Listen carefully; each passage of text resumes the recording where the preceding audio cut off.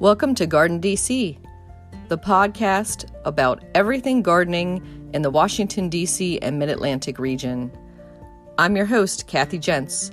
I'm the editor of Washington Gardener magazine, and we're aimed at gardening enthusiasts, people who grow everything from edibles to ornamentals, natives to exotics. If it grows in our area, that's what we talk about.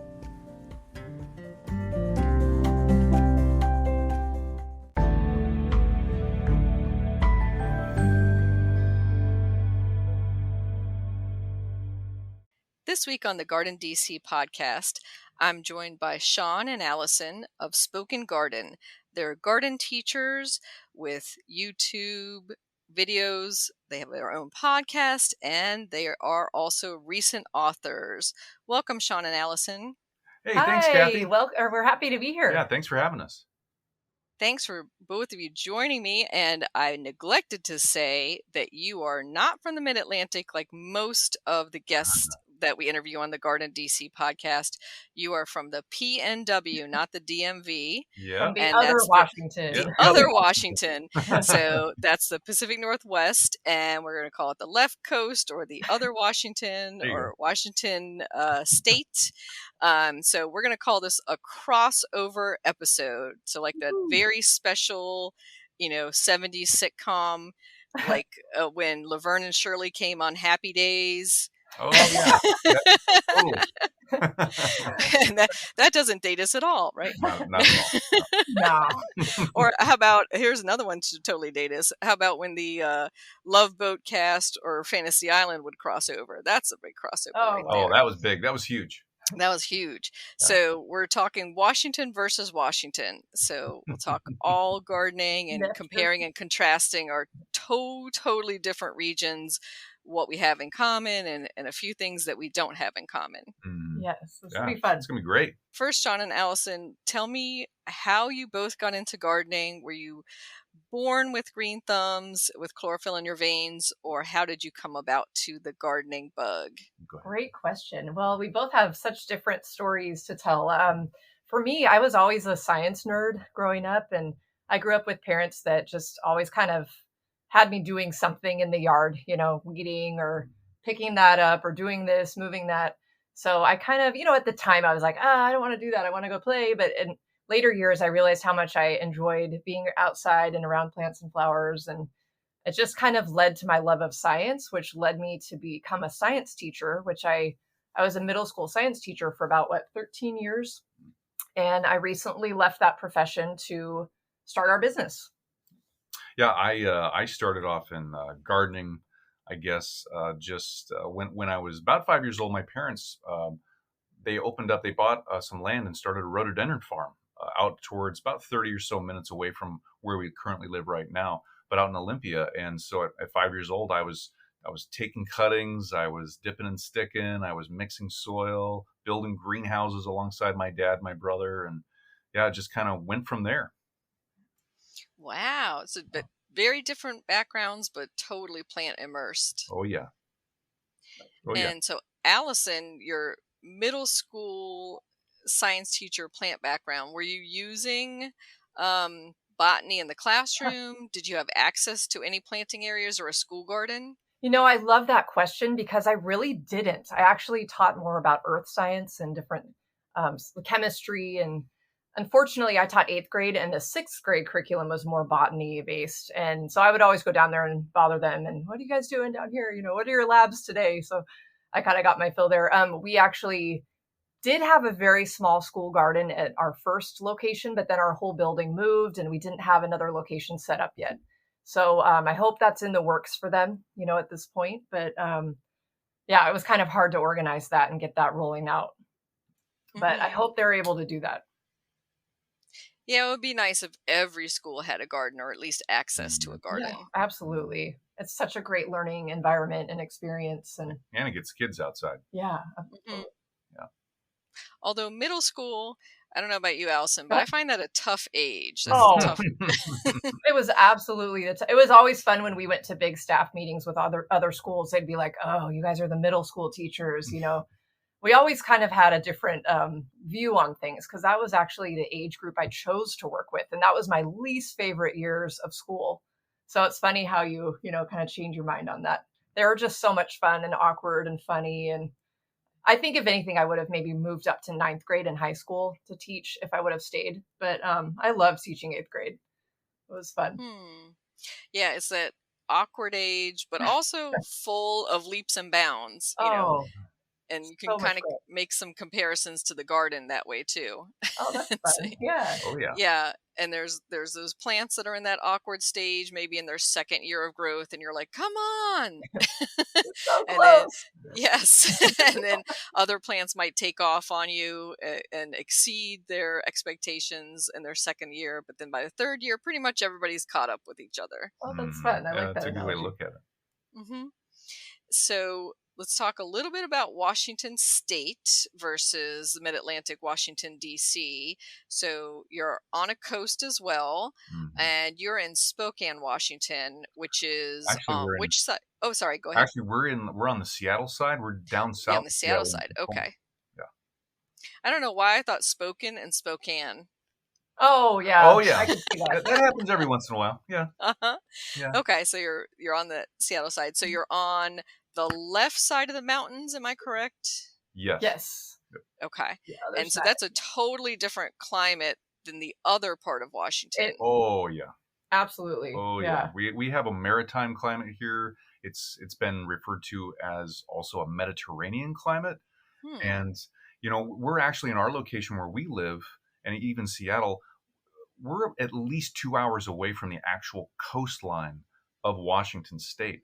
But because of what we have here called Puget Sound, it's an inlet area of the actual ocean, and it comes really far inland, and it's seawater, it's salt water. It comes all the way in from the Pacific Ocean, and because of that body of water and all the islands and even our peninsula, we have such an amazing maritime climate here, and it's great. It's amazing. It's very mild. Yes. It's a very mild climate. Nice. And I think that has a lot of parallels here to Washington, D.C., where you have the huge Chesapeake Bay coming in, and on both sides of the city, you have the Potomac River and the Anacostia converging into the Chesapeake, and the Chesapeake is brackish waters, as it's described, and it's very shallow bay. I mean, there's miles of it almost, that you could stand up in. So it's very, very shallow parts of it that it seems like it's deep, but it's not actually deep at all. And the city itself of DC is pretty similar, distant to the coastline. So if you were go to the eastern shore, it would be about 90 minutes, depending on how you drove and which way you went. So similar inland with, a big body of water kind of protecting you there. And it's been described here as a temperate rainforest, and I know that's also been applied to the Pacific Northwest sometimes. Very similar. It's very interesting. Yeah, we've got our Olympic National Rainforest out here. We've also got the start of the Pacific, or not Pacific, but a coastal range that actually is before the Cascade Range. That's closer to the ocean, and it basically starts up in the peninsula of Washington State, and it runs all the way down into Oregon and parts of California. And so we have like a mini range from the coast that comes in, and then that stops, and then you get into the lowlands and where we live, and then there's the Cascade Range. Kind of sandwiched between two mountain ranges. Yeah. It's pretty cool. Yeah, I think that's probably the major difference is we have the Appalachian Mountains, and they're basically your foothills. So they're not stopping big weather fronts really from coming to their side. There's some weather patterns that might go around, or be slowed down a bit. But in comparison to being, fitting between the mountains and the sea, that's a little bit different there. Oh yeah. Oh, that's cool. Yeah. Yeah. And I know that there's so many transplants from the Midwest to the Mid-Atlantic to Washington, D.C. and New York and New Jersey and Pennsylvania for jobs. And I always hear that one of their first remarks is how hilly it is. how Oh, how Oh, the really? topography it Huh. is. And there's lots of stream valleys, there's lots of gentle, to me, hills and dales type of topography. But I don't know if you ever did this, you guys, as kids, but did your dad ever speed up the car when you're going on a country drive to catch wind going over a hill? totally. Yeah. I remember that. I have memories of that too. That's So you can do that a lot here in Oh, suburban and countryside outside of Washington, D.C., in both Maryland and Virginia. So we used to call them, when we were little, we would say "wee hills" because we would yell "wee." oh, that's Ah, great. We would be like, "Here comes the wee hill," and well, then we that's would fun. yell "wee." We would catch air. So I think that's something that's different than the middle of the country in the Midwest. But you have different hillsides or topography there. Yeah, we've got some gentle slopes. We've also got some very steep slopes, and there's lots like where we live right now. It's a gentler type of sloped area, but we live on top of kind of a plateau before you go down into what we call the Puyallup Valley, or just the valley on the east side of us, and that's really low. But where we live on a kind of a plateau, we have our little peaks and valleys, and we live actually down in a lower area. We get a lot of cooler air trapped down in our neighborhood versus like a couple neighborhoods over. They're up a little bit higher, and they don't have anything like we have like that. Yeah. Yeah, I was going to say, Sean, that's a great point, because every neighborhood, every backyard, even Mhm. versus your front yard, there's lots of little different temperate zones Yeah. Oh yeah. or colder zones. Mhm. So I've noticed that near us, there's a public garden, Brookside Gardens, and they're up in Wheaton Park, just north of Washington, D.C. And it's almost like 10 degrees cooler when you go down into their gardens versus at my house on the DC border. So it's remarkable what the topography there, and that stream valley, and just going a few feet downhill, it Mhm. seems, can make that difference. Oh yeah. And here we have the coastal plain versus Piedmont regions. Hmm. And if you've ever been on the East Coast and you've been on I-95, in the Washington, D.C. area, that almost perfectly divides the coastal plain region, the flat plateau that goes out to the bay and to the sea, versus the Piedmont, which is the hilly side Oh, of that's cool. 95. Wow. Yeah. And Really I was going to cool. say, a lot of native plants are classified with one of those regions or the other. Either they're native to Hmm. the coastal plain or the Piedmont. Not, there's some overlap between, obviously, one side of I-95 to another. You can throw some seeds on either side, but it's more sandier soil versus more clay soil, a little bit more elevation, a little bit more moisture on one side than the other. And what's between it is called the fall line. And that's where Great Falls is located. And there is a sharp actual fall line in some of the topography. And I believe it was created, and hopefully some geologists can maybe correct me here, by one of the Ice Age, glacier lines, where it Mm. just broke right there. So on the Potomac River, you can see the fall line very abruptly. You can see it in some of our local parks. And it's a remarkable, like when you go for a 20-minute walk from one side of the fall line to the other, just the entire collection of plants is so different from one side to the other. Oh, that's That's so cool. cool. Right I know on. we're totally loving this. Yeah. No, Yeah. that's great. And Kathy, we see something kind of similar to that with plant life and such, from mountain range to mountain range, like we were talking about the mountain ranges before in the hills. And then like our Puget Sound, it was completely cut out by a huge glacier millions of years ago, right? So, but because of that, the Puget Sound has very deep areas, and it has very abrupt edges to the islands themselves. And then other places, it's like you were talking about your river out there. It's shallow in a lot of areas too, so it's so different and creates so many different It microclimates. really It's does. fun. Yeah. Different plants and whatnot, different types of gardens around the area, different things. That's cool.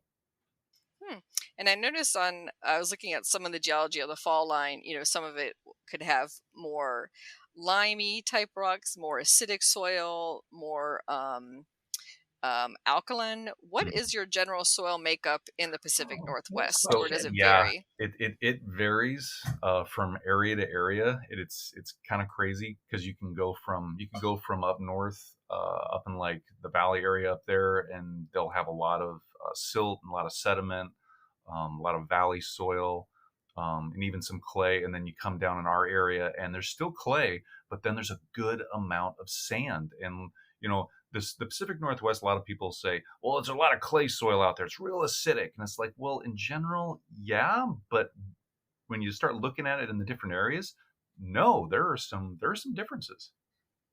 And when you say clay, because we're cursed with clay here, but also Yeah. blessed with it, we're talking super heavy, orange, yellow layers of clay, depending on, what side of the fall line are and where you're at. Mhm, But of course, clay is great because it holds nutrients and it mhm, holds moisture, but it's mhm, also bad because it can cause rotting of roots and retain a bit too much moisture. mhm, It's always one of those grass is always greener type of things. You want sandier soil, you want loamier soil, and mhm, just have to keep on amending. So our favorite type of amendment or top dressing or mulching here in the Mid-Atlantic is leaf mulch. So mhm. shredded leaves, just layered and partially decayed. Do you use similar? Yeah, we'll use a mix of I know things there's a lot too, of different things. and it kind of depends on what you're trying to do. Like you were saying, that leaf material, it makes a lot more pore space. It adds nutrients into the soil. It does a lot of great things for the soil. What we try to do is we mix the leaf material in with also a lot more organic matter, and like compost or other types of even manure or something, just to give it that boost of nutrients. But I mean, we use wood chips. We love wood Yeah, chips. like And there's some pine needles around too. We don't have too many in our yard though, right? But yeah, that's kind of yeah, the fir needles, pine needles. I mean, it's almost around here. Sometimes it's like, what do you got next to you? What do you got near you? And just grab it, and it'll help the clay soils Mm-hmm. at some level. But yeah, it can be very interesting. But yeah, I mean, we usually try to use compost in our garden, and we'll use the compost, mix that into the soil, because our soil is really, it's a lot more, it's like at least 50% sand over and above the clay and even just the silt. And then we'll mix in the compost to get that soil built up, to give it the structure. And then we'll lay down, when the leaves drop in the fall, we'll lay those over the top. And then on top of that, we'll let those rot, and we'll take arborist mulch, and we'll put that over the top of the leaves. So we have multiple layers of different organic matter, just really starting to break down and help our soil. Mm-hmm. And arborist mulch, we should define that for our listeners. And Mm, that's something that's becoming trendy now. mhm, And with gardeners, and lots of new studies are coming out about wood chip, or arborist chips, sometimes it's called. And that's beginning to be used a lot more in the Mid-Atlantic as well. Oh, oh good, cool. good. Yeah, it's a great way to recycle some of the trees that come down, and it's kind of fun too, because some people say, well, you should use arborist mulch, or you should use something like this. It's like, well, okay, well, arborist mulch, it has multiple different sources, and it can be from a juniper tree, it could be from a cedar, it could be from a maple, or even an oak. And depending where you get it from, it's going to have slightly different properties, and it's kind of fun because it can have different smells, different textures, and Different colors. yeah, different colors. Some of it'll last a lot longer than others too. So it's kind of, it can be a big mix of whatever's available. Yeah. Hmm. And in past, we were advised not to use wood chips around our shrubs and things because it could introduce diseases that were, Mhm. say, in the trees or the shrubs that were taken down, or some type of insect, you Mhm. know, predation or something could be transferred. And also that, and this was maybe disproven recently, that it would take up nitrogen from the soil as the chips are decaying. Yep. Um, but if you think about it, that nitrogen has to go back somewhere Yep. as as the chips are decaying. So they were saying it was taking it up, binding it, and not letting the plants use up that nitrogen as the chips were breaking down. Hmm. I know. When I was going through school, I came across that too. There was a whole bunch of studies on it, and all the soil scientists were up in arms. And then you had the guys in forestry, like taking the opposite opinion on it. It's like, come on, guys, this is so complicated. everybody just calm down. So, but it was, yeah, it's an interesting topic. And to get into the meat of it, I mean, it's like, you got to look at, at the molecular level, what's going on, what's binding to what, and how's that really, how's that happening? And then how's the environment, influencing that with the temperatures and moisture. I mean, it gets so complicated so quick. So, yeah. And I just would advise anybody who's getting wood chips delivered or picking them up, say from a municipal site or a county site, just wear your gloves because poison ivy.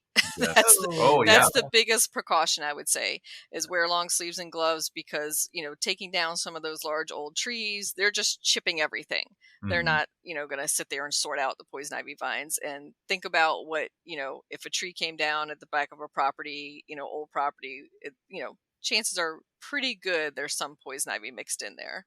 And for us too, Kathy, we haven't really run into any poison ivy per se, but English ivy out here is so invasive. And when we get our arborist mulch, that's the one thing we're looking for, is that English ivy remnants, the leaves and those thick stems and roots. And we really keep an eye out for that, because we don't want that to get started in our garden. We already ripped it all out. We have so much. Yeah, same here. We have abundant English ivy taking over many areas, and you don't want to reintroduce it back into your garden trying to do amendments. So maybe filter the wood chips a little, or just know your source is another good thing to know. Totally. Definitely. Oh yeah. So let's talk about day length and sunlight between the two different Washingtons. Oh, cool. So I was looking up in Washington, D.C., our shortest day of the year, December 21st, is we have 9 hours and 26 minutes of daylight. And our longest day of the year, we have 14 hours and 54 minutes on June 20th. And so that's a variation of about 4.5, 5 hours difference from longest to shortest. And do you have the day lengths for your region, or do you have a feel for that? Right now we have a feel for it. Allison's typing it up to see if we can. Yeah. Our current, today's daylight today, we're at about 14 and a half hours of daylight. So we're losing about 3 minutes a day, it looks like. I think in general, our longest day length around here is usually around 16 hours. Wow. Yeah, it can. Yeah, it can. Sometimes it's like almost 10 o'clock and it's still daylight out, and you're thinking, what's going on? So, but it's it can stay light for a long time. We were talking about this the other day. We're really happy that the day lengths are starting to get a little bit shorter, because it's just sometimes it's nice for our sleep patterns to not have that day length go on for so long. So. But let's see. Allison's pulling it up here. I know we didn't have that fact ready, but it looks no like it's worries. about 7.5 hours is the difference. It looks like between summer solstice to December solstice or winter solstice. Okay. So that's interesting. So yeah, that's a big range, and that's really because you're a bit north of us. The map, and so we're on. I think we're like the 38th, 39th. parallel, and I'll have to look up. Washington is 47th. 47th. Yep. Wow. Yep. That's a big difference. So we were talking about that earlier too. It's so interesting that we are on a more northern parallel, but our zone is one higher than yours. We're zone 8 versus 7. So it's just so interesting how the topography influences that. Yeah. The only thing we can think of is partially the Puget Sound, and that body of water really helps keep our climate a lot milder. Yeah.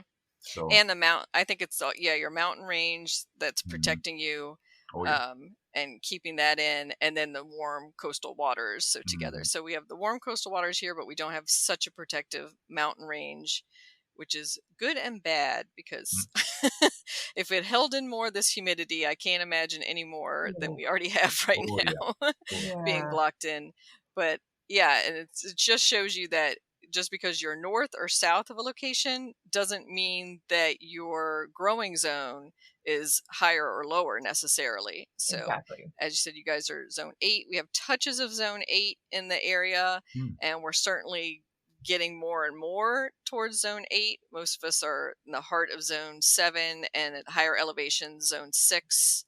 But, with climate change coming, we can feel it. You can definitely feel that we're almost tending to have zone 8 winters lately. And isn't that interesting? Wow. We have been wondering about that. Our climate has been so different lately here. Our winters have been a lot warmer. We've had plants live over into December and January that normally wouldn't have. It's so interesting. And then some of our winters too, at the tail end of the winter, we get a whole bunch of snow right at the end, where in most recent years up to this point, we haven't. It's been just mild, it's been wet, it's been really cold, but not freezing enough to turn all the rain into snow. But the last 2 or 3 years, we've gotten almost at least 1.5 to 2 feet snow every February. And it's like, wow, that's new. Wow. So you actually had to invest in some snow shovels. Yeah. Boot shovels, What are those? gloves. Yeah. Yeah, here in the DC area, it's more of a freeze and ice storm could be more of the problem, and that's a huge issue for breakage of plants and problems. So it could freeze overnight, and of course, public safety and just safety walking or driving on ice. And then usually in the winter we'll get 2 inches one day, and then it's melted the next day, and then you could get 6 inches at the beginning of February, and then it melts 2 days later. So it's just kind of like wait a couple days and the weather's changed. And then you get the occasional northeasters where you get 3 feet dumped on you. Oh man. In one day. And that's usually, I'm going to say, every 6 to 10 years we get an event like that. And then you're kind of socked in for a week or so. And that's highly unusual for us just to have a blanket on the ground of something that would weigh down actual trees or anything like that.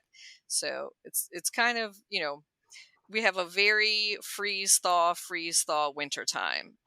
And that can be tough on some plants, and that's I think what makes it a zone 7 winter still and not quite a zone 8 is I always use my pond as a good example, my little water garden, because I have fish in there and they're supposed to survive and be on their own. I don't feed them.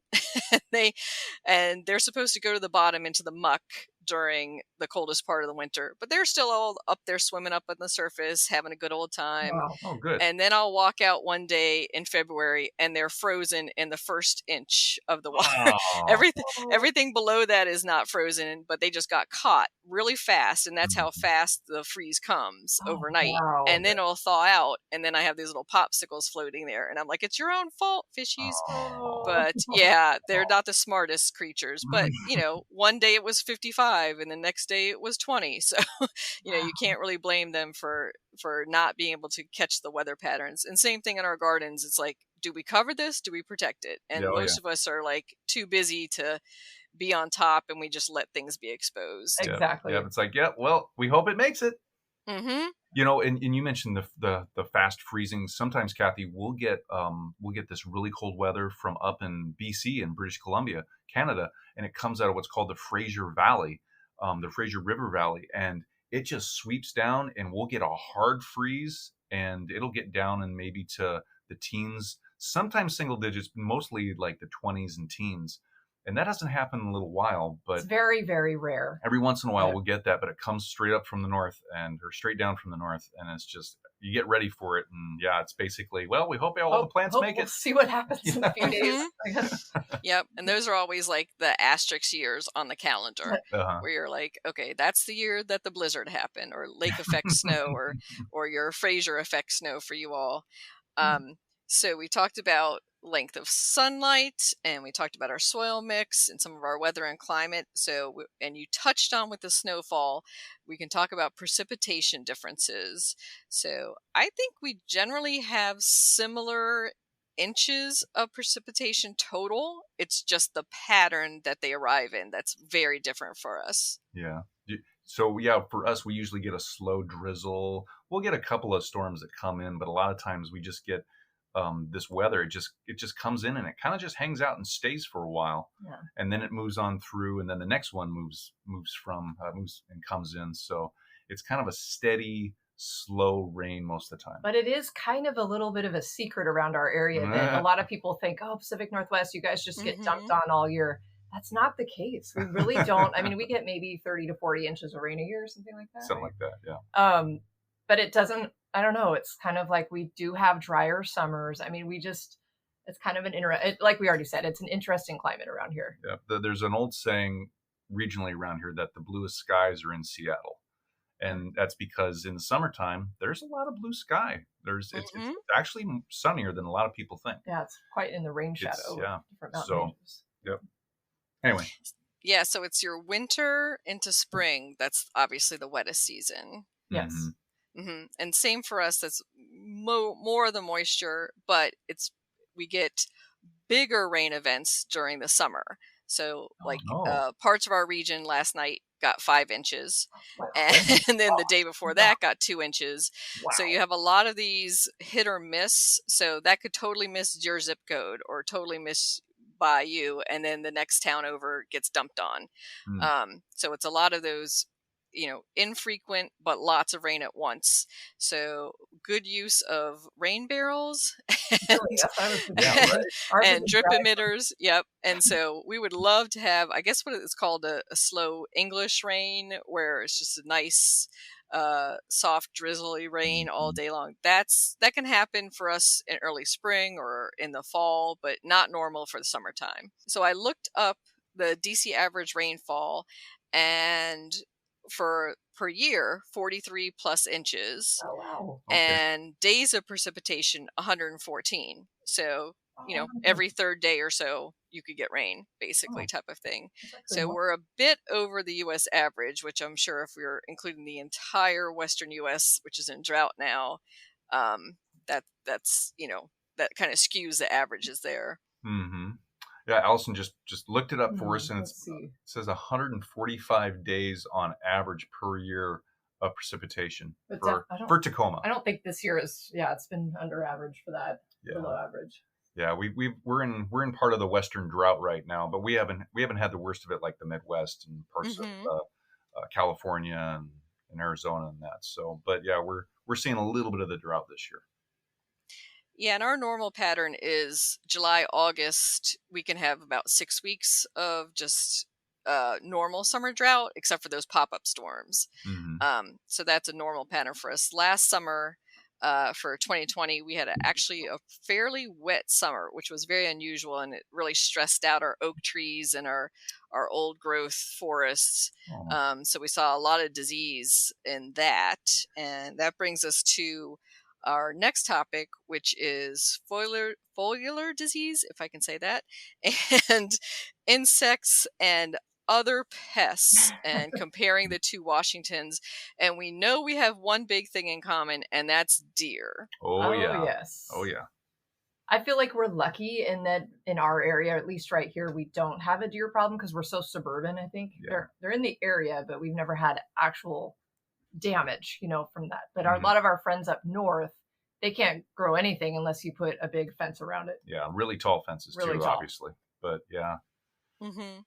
Yeah, we find there's so many stream valleys, and the way the suburban cul-de-sacs are built, you're creating the perfect environment for deer because it's all edge habitat.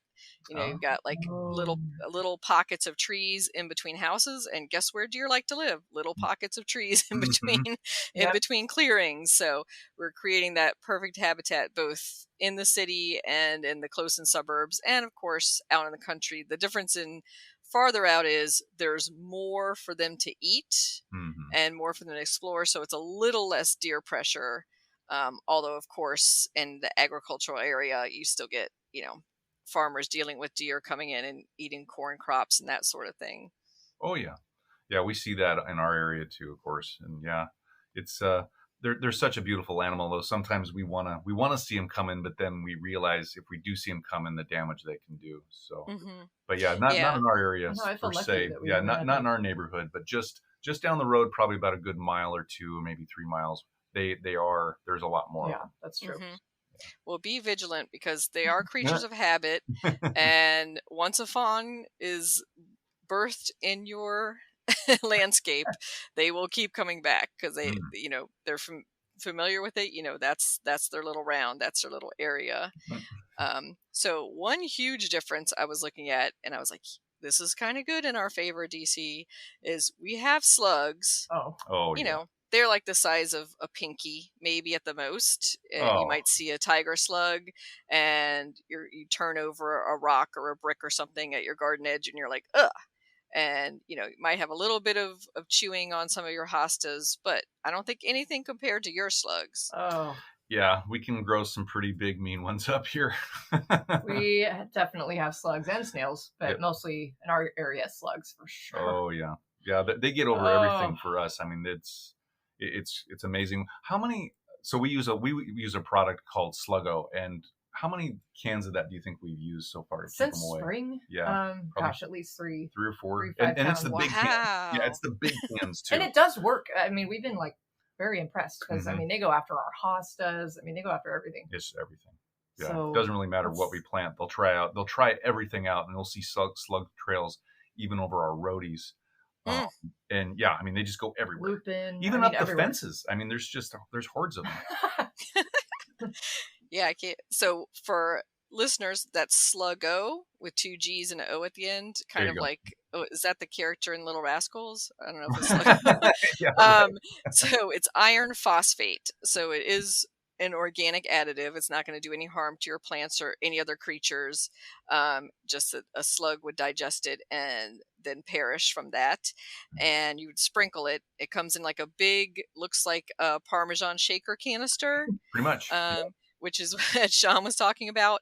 So I have one that's probably 4 or 5 years old that I still have, and I usually have to shake it around as the hostas just start to emerge in the spring. Then I'll, right before the slugs are starting to chew on them.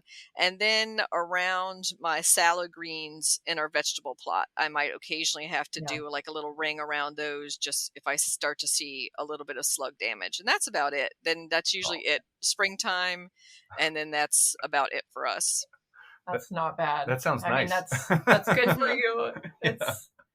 Yeah, no, we still have to use it, especially in the wetter times of year, but also even in the summers. I mean, if we get if it's some cool weather that moves in, and it's even a little bit wet, we see them. They pop up out of nowhere, it seems like, and it's just like, where have you guys been? Where do you hide? We got to get you. And it can be a real problem sometimes. Like last year, almost all summer, we saw them almost all summer long. That was a different summer. Yeah.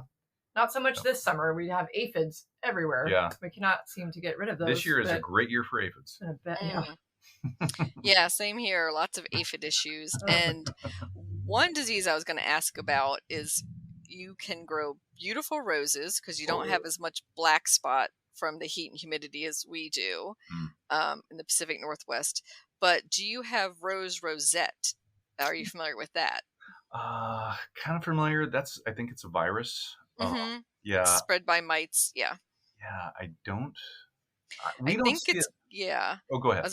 I was going to say, I think it's coming your way. I've heard a little bit of reports because I'm in the Rose Society. And so it's wind-borne mites that spread it. And so generally it has stayed on the right side of the Mississippi and the Rockies.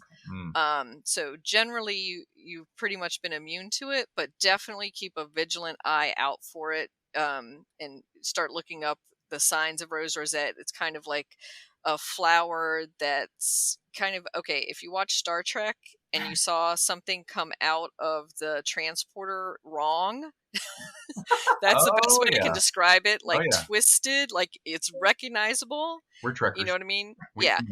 Yeah. So it's like it came out wrong somehow. Like it's twisted, or it starts to have this really weird looking foliage to it.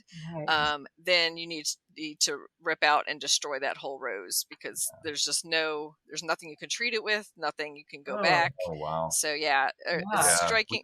There's a lot of research going into how we can deal with rose rosette, but it's striking the heart, and rose lovers everywhere are in fear.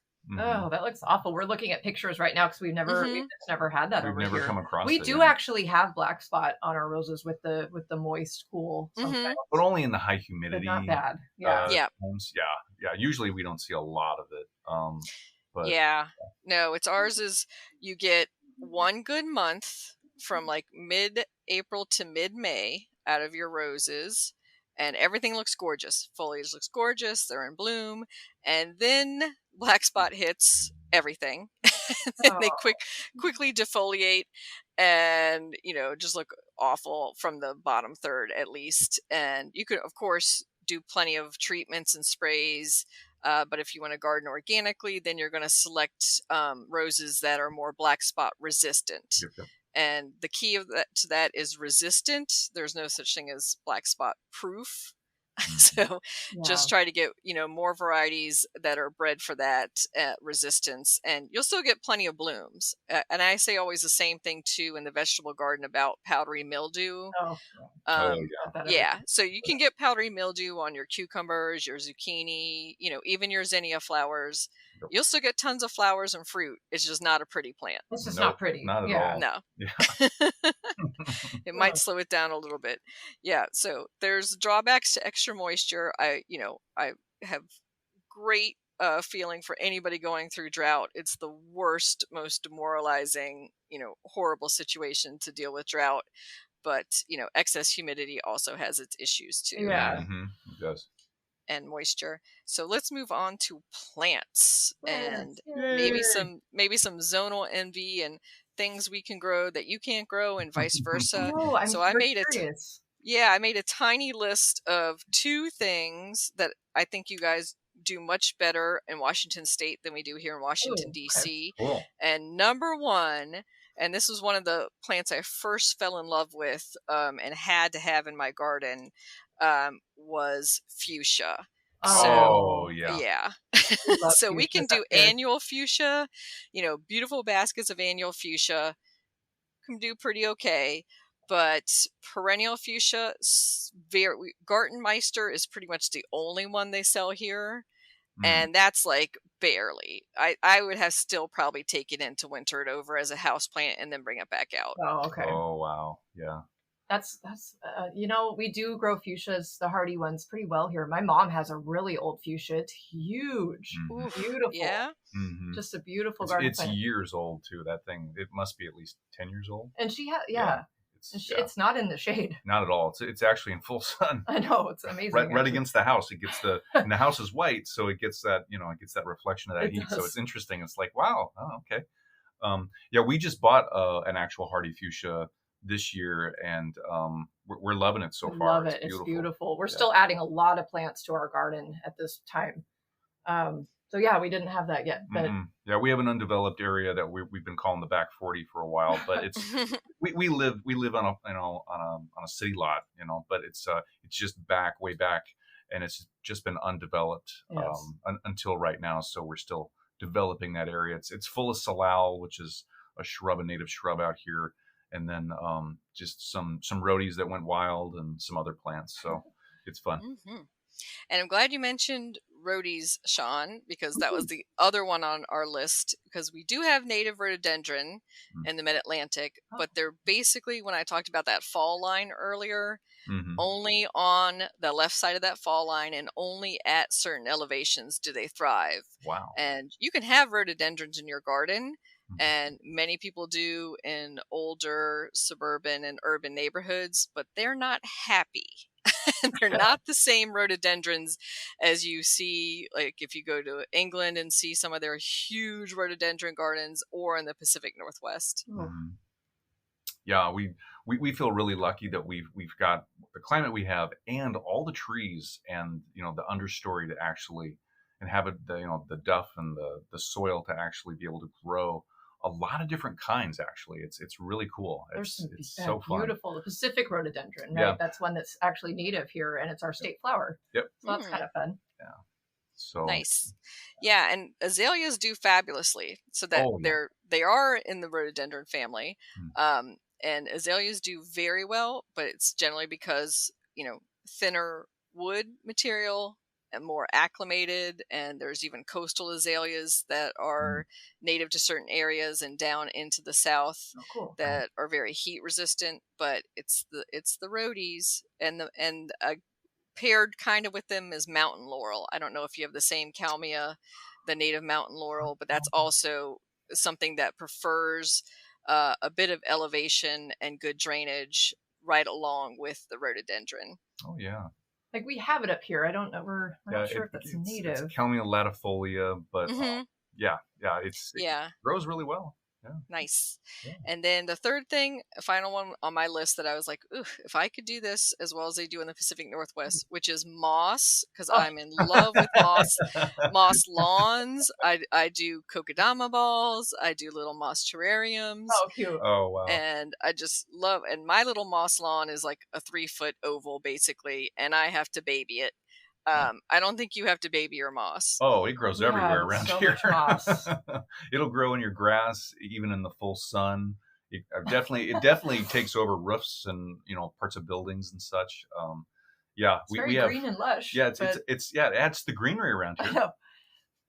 It's not something we necessarily want everywhere by any means. Mm-hmm. We even have moss actually growing. Well, we had it growing right in the canopy of a couple of our azalea plants. Along with the lichen, but it was actually growing up in the canopy of these azalea plants, and it literally grew so much that it was shitting out the rest of the azalea, and it was killing the azalea. It was suffocating it basically. Wow. So we basically what we really had to do is we had to cut the azalea about halfway, give it a halfway haircut, really prune it hard, and then we transplanted away from it where it was, because it was just we were refurbishing them. Rehabilitating. Way too dense. But we had to cut all that out because the moss had just literally taken over most of the plant. It was crazy. Yeah, it really liked its home. Yeah. So if you like moss, come out here. Yeah, and there are pockets in certain mountain sides where there's alkaline, limey soils where mountain does very well. And I'm sure I have some DC area listeners who are like, I've been trying to get that moss off my back steps for years, where they might have a damp area, but in general, it's nothing compared to what you guys can have. There's not going to be that Portland Japanese moss garden here. That's just not going to happen.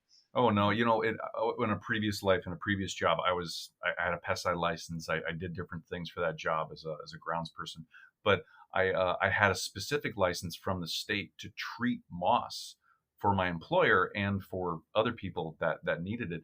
And the moss around here actually continuously grows in our climate until it reaches the summertime, and then it stops growing. But in the spring and in the winter and the fall, that stuff just grows, and it's so hard to control. There's whole companies that do nothing out here but control moss. I mean, they specialize in it. They do lawns and all that, but one of the main things they do is, we'll help you with your moss. We'll get rid of it. I mean, that's their main focus, and it's like, wow, yeah, moss is a problem. I think they should turn to moss farming and not moss control. There you go. Yeah. And because I can tell you that sheet moss is expensive, and most of it is imported, and probably not that ethically sourced, some of it. And there's a moss farmer I know in Georgia, and she does ethically source hers and grows her own.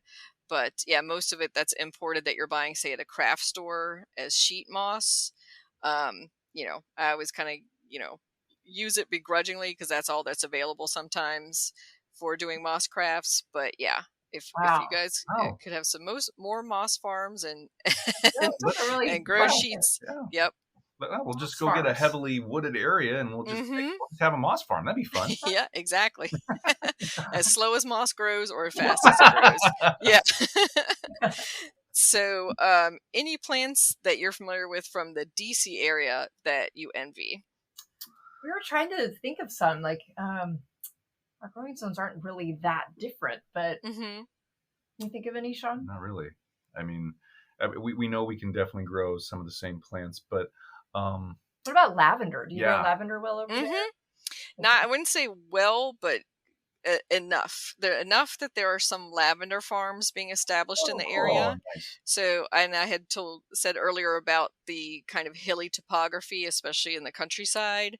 So they definitely have benefited. So there's a couple lavender farms, cut flower farms that are doing hillsides of lavenders and rows and lavenders, and they'll open up. And there's one in Catlett, Virginia, and one right across the Maryland border in Pennsylvania that's been operating for over 20 years. Wow. And they have a little lavender festival every year there. So you can do cut your own, your lavender crafts, but definitely the English varieties of lavender do better in most people's gardens. The clay soil doesn't lend itself well, but if you have a good drainage area, like on a slope or say over a retaining wall, you can do well with lavender. And then of course the new varieties of lavender that are coming out from Lloyd Traven. So like there's Phenomenal that came out a few years ago, and then Sensational is another lavender that's just hitting the market. And those are both winter hardy and a little less susceptible to the rot. So that's what happens when they sit in clay soil too much. Then the roots can rot, and that's the only reason they would fail, is because of that, is because you would just pull them out one day and the roots not happy. But yeah. What about flowering cherries? We have a lot of the flowering cherries out here. They're beautiful, but they have there's issues with some diseases and some rots. What about out there? Not any diseases like that. So obviously DC known for the Tidal Basin Cherry Blossom Festival. Oh yeah. And all of the ornamental cherries. I have a weeping hygiene in my front yard. No problems with that. So we can have occasional like cherry borer issues. And cherries aren't the longest lived trees. So, if you get a good 20, 30 years out of a cherry tree, ornamental cherry, that is, not the edible cherries, then that's good. But, there are some older neighborhoods who they're basically having cherry lined streets, and they're known for that. And then they have to replace some of the older trees as they age out. But that's usually not because of disease issues. That's usually more because of old age. Wow. Okay. Oh, that sounds beautiful. Yeah, some of the neighborhoods are a little too popular, they're finding, with the cherry line, because the tidal basin can get super crowded and touristy. So people know about these little pockets and neighborhoods that they can just either drive through or walk through and see all the cherry blossoms there too. Oh, that'd be nice. Yeah.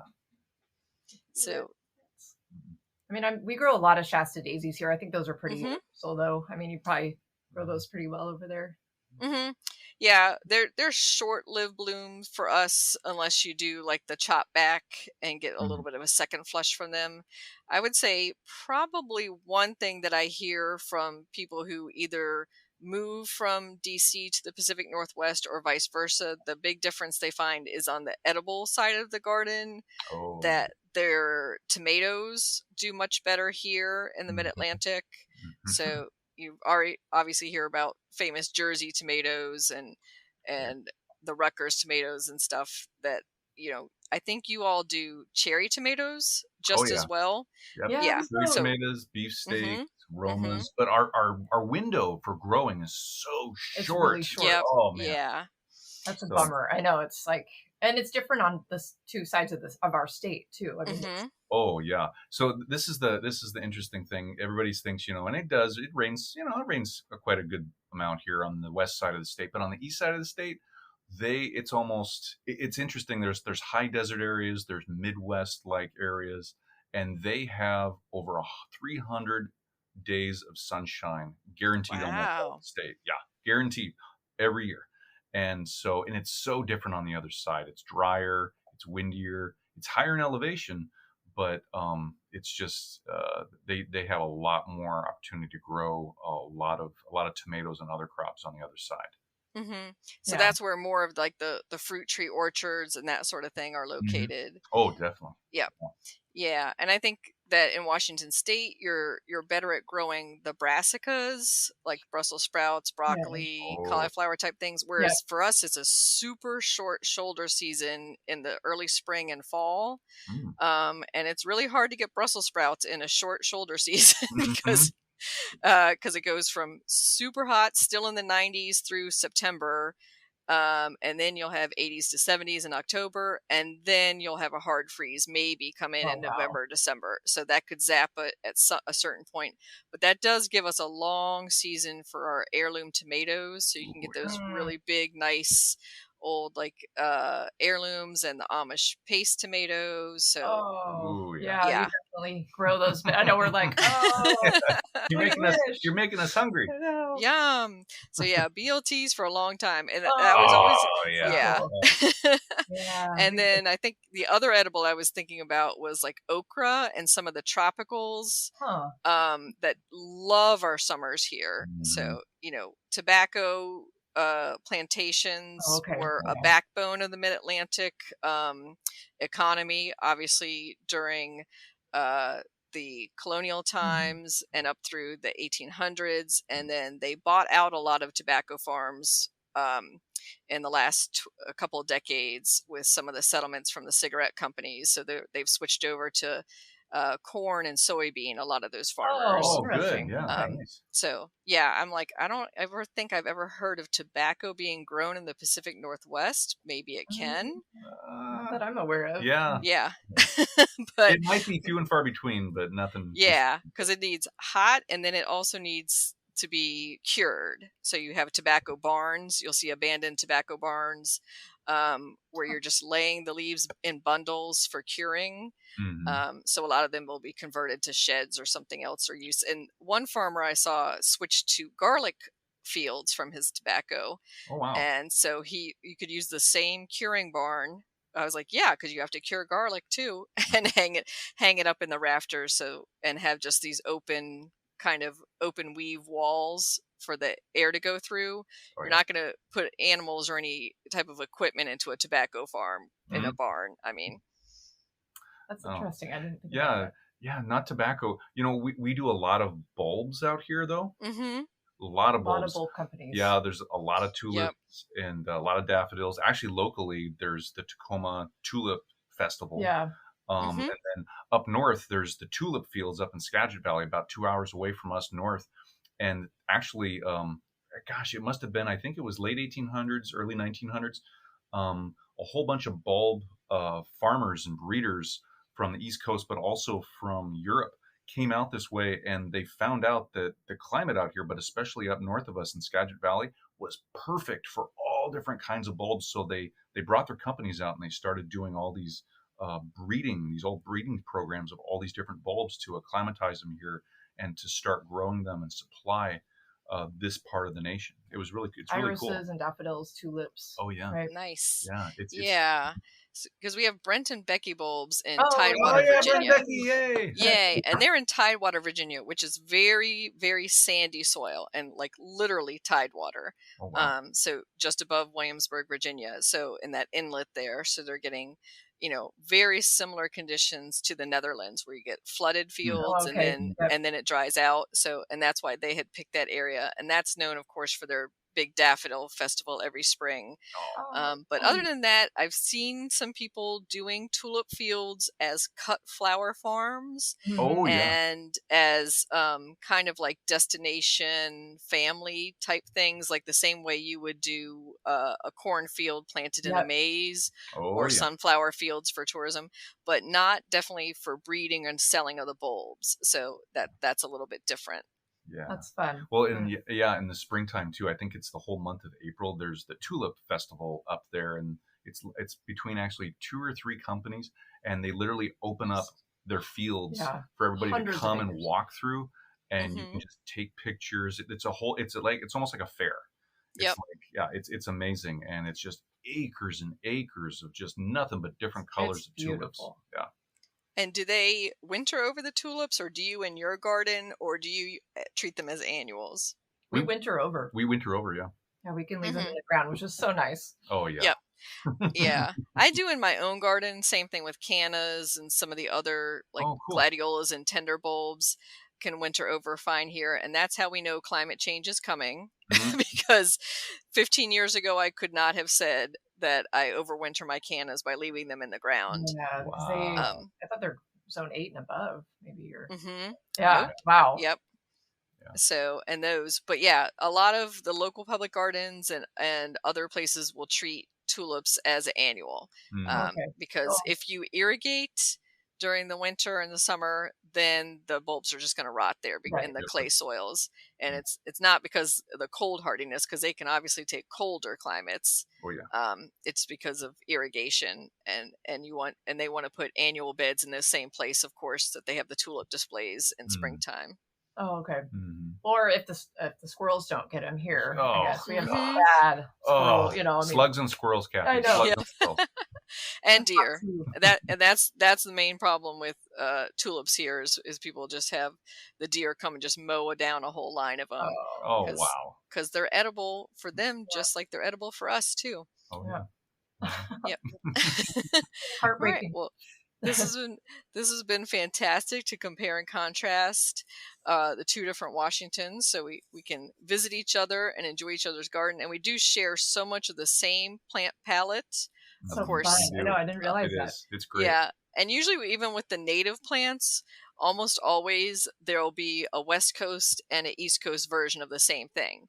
So same like with our red buds, we'll have the Eastern, the Canadian strain of redbud here, and you might have a Western redbud, and they're so similar but slightly different. Yep, and the cedars, Eastern red cedar, Western red cedar. Yep. I think even service berries I was looking at, I was like, you guys have slightly different service berries, but still recognizable and pretty much the same. So a lot can be transplanted and shared. And then, of course, you have a lot of plant breeders and sellers and the bulb companies you mentioned selling to local gardeners here on the East Coast and vice versa. And of course, we love the miniature dwarf conifers from Isley and others in the Pacific Northwest, which were like, oh, if we could only have more of those in our garden. So those are always fun to add. Any last thoughts comparing and contrasting? No, it's just been great to just overall think about this and talk about it. It is fun, and we would look forward to doing it again. I love learning about the topography in your area and how that's just created so many differences, and that was really interesting. Yeah, whenever I go to a different region for garden tours or anything, like with the Garden Communicators Association, GardenCom, it's always great to hear from the local residents the differences in the soils and the differences in the topography and that sort of thing, because it does affect the plant palette so much. That's so fun to learn about. I know, I love that. So Sean and Allison, how can our listeners get in touch with you, follow your podcast, watch your videos on YouTube? Yeah, basically what you described. We have a channel on YouTube, a Spoken Garden channel, and we teach beginners how to care for their plants and flowers, ornamental flowers and plants. And they can find us on most of the social media. We're most active probably on Instagram and Twitter. We are on Facebook. So at Spoken Garden on all those platforms. You can find us on most of the podcast platforms under Spoken Garden. We should be out there. If you want to email us, Sean and Allison, all one word, at spokengarden.com. Great. Thank you so much, Sean and Allison. Yeah, thank you. This has been really fun. It's been fun.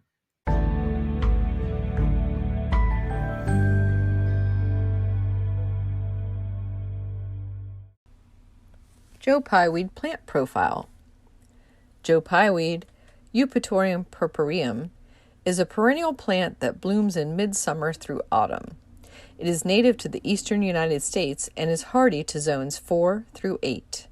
Spotted Joe Pyeweed, Eupatorium maculatum, and hollow Joe Pyeweed, Eupatorium fistulosum, are very similar in looks and growth habits. Joe Pyeweed prefers full to part sun, light conditions, and evenly moist soils. It is both deer and rabbit resistant. It also tolerates clay soil and road salt spray well.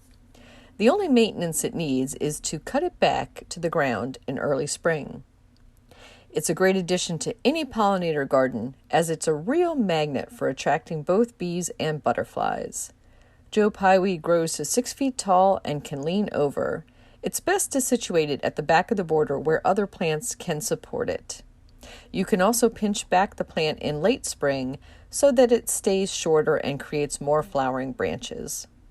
Gateway is a popular cultivar that is widely available for home gardeners. There are also shorter varieties for sale that do not grow as tall as these straight species. These include Little Joe, Red Dwarf, and Baby Joe. Joe Pie weed, you can grow that.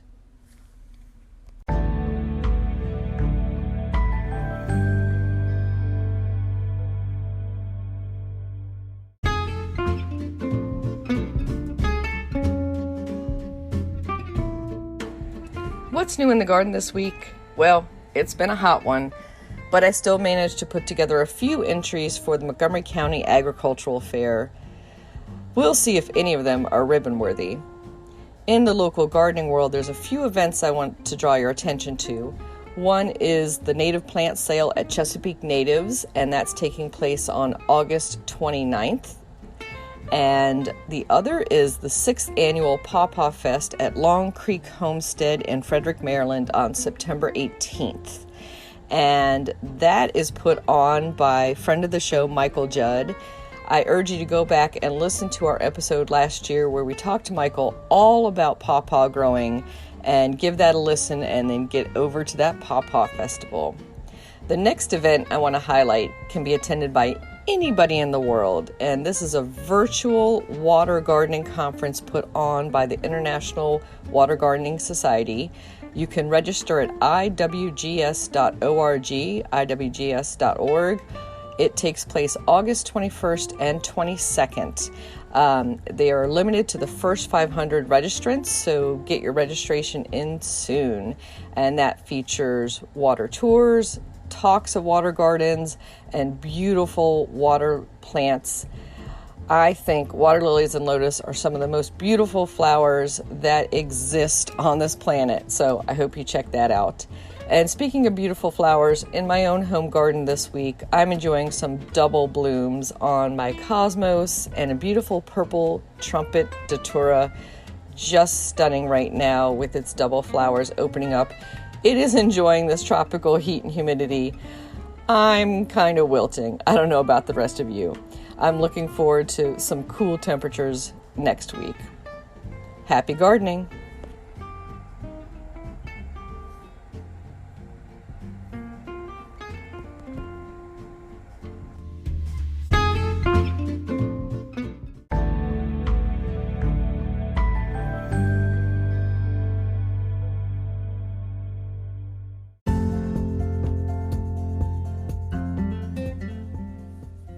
Thank you for listening to Garden DC.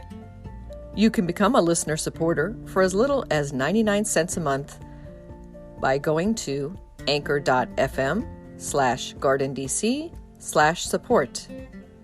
Another way to support this podcast is to subscribe to our monthly digital publication, Washington Gardener Magazine. To do so, go to washingtongardener.com. Thank you.